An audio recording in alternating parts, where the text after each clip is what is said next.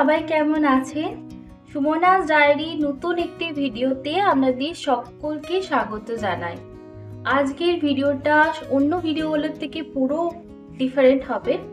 হয়তো আপনাদের কাছে এটা ইনফরমেটিভও হতে পারে।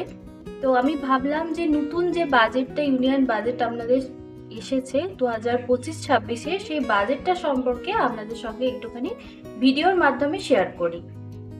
আমি মেনলি আজকে কভার করব ইনকাম ট্যাক্স, কারণ আমরা কম বেশি সবাই ট্যাক্স পে করি।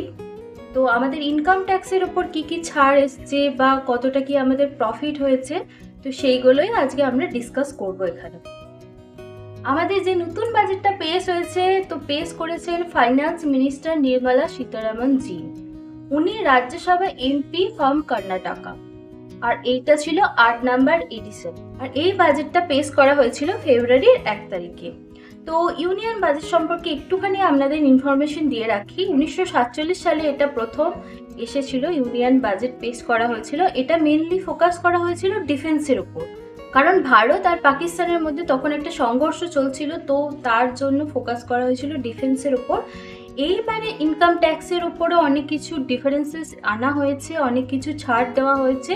তো কি কি ছাড় সেগুলোই আমরা এখন আস্তে আস্তে জেনে নেব। আগে ছিল 7 লাখ টাকার বেশি যাদের ইনকাম, তাদের ইনকাম ট্যাক্স পে করতে হবে।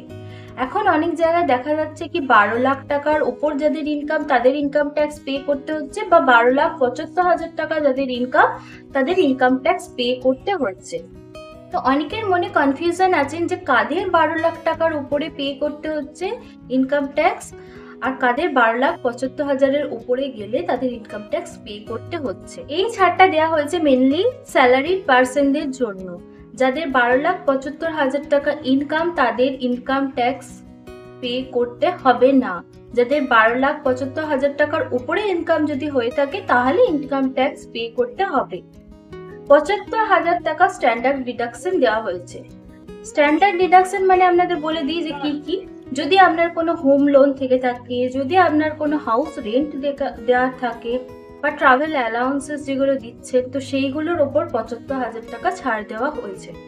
যদি কোনো বিজনেস পার্সন হয়, তার ক্ষেত্রে 12 লাখের উপর যদি তাদের ইনকাম হয়, তাহলে তাকে ট্যাক্স দিতে হবে। আপনারা রিবেট শব্দটা অনেক জায়গায় শুনছেন যে রিবেট দেওয়া হচ্ছে, রিবেট হয়েছে।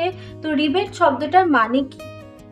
যাদের ইনকাম অ্যানুয়ালি 12 লাখ টাকার উপর আসছে, 4 লাখ থেকে 8 লাখের মধ্যে তাদের ইনকাম হলে তাদের 5% দিতে হচ্ছে ইনকাম ট্যাক্স। 8 লাখ থেকে 12 লাখ হলে তাদের 10% ইনকাম ট্যাক্স দিতে হচ্ছে। তাহলে 5% মানে হচ্ছে 20,000 টাকা, আর 10% মানে হচ্ছে 40,000 টাকা। টোটাল 60,000 টাকা তাদের ইনকাম ট্যাক্স দিতে হচ্ছিল। কিন্তু ইনকাম ট্যাক্স ফাইল করলে সরকার তাদের রিবেট করে দিচ্ছে, মানে রিমুভ করে দিচ্ছে, সেভ হচ্ছে। 60,000 টাকা আমাদের সেভ হচ্ছে। তো এইটার মানেই হচ্ছে রিবেট। যদি আপনাদের ইনকাম 12 লাখ অথবা 12,75,000-এর উপর হয়ে যায়, তাহলে এই স্ল্যাব অনুযায়ী আপনাদের ইনকাম ট্যাক্স পে করতে হবে। যেমন আমি এক্সাম্পল হিসেবে নিয়ে নিলাম, আমার ইনকাম হচ্ছে 15 লাখ টাকা পার অ্যানাম। তো আমি কিভাবে তাহলে ইনকাম ট্যাক্স পে করব? এখানে আপনাদের বুঝিয়ে দিচ্ছি। 0 থেকে 4 লাখের জন্য তো আমার নীল, কোনো টাকা লাগছে না। 4 লাখ থেকে 8 লাখের মধ্যে হলে আমাকে 5% দিতে হচ্ছে।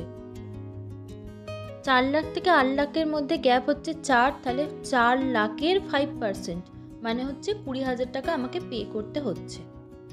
ঠিক আছে?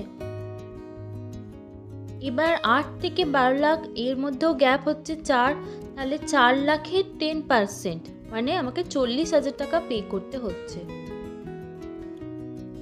এরপর 12 থেকে 16 এখানে দেওয়া আছে, কিন্তু আমি 15 ধরেছি, তার মানে 3 লাখের 15% মানে হচ্ছে আমাকে 45,000 টাকা পে করতে হচ্ছে।